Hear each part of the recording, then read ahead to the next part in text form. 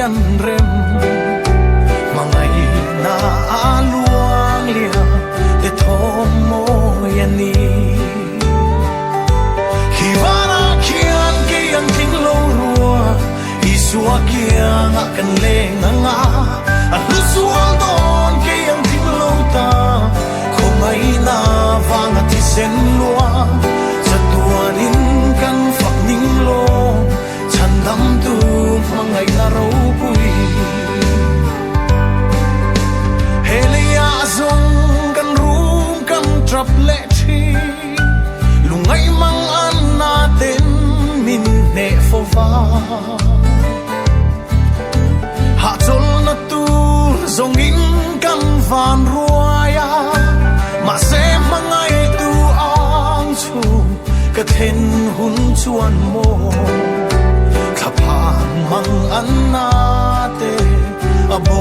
ve to ang hiwana kiang kiang ting lo rua isua kiang akan le nga alu sual don kiang ting lo ta khongai na wanga ti sen luang chatuanin kan fak ning lo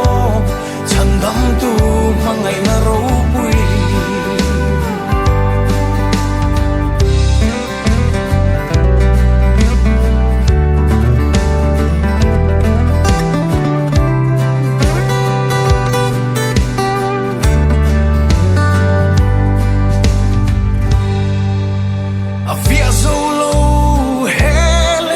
trăng hian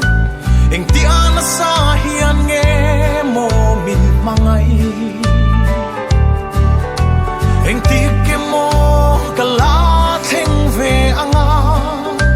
chu tin sak lo ki ang hi min quang kwa ni chua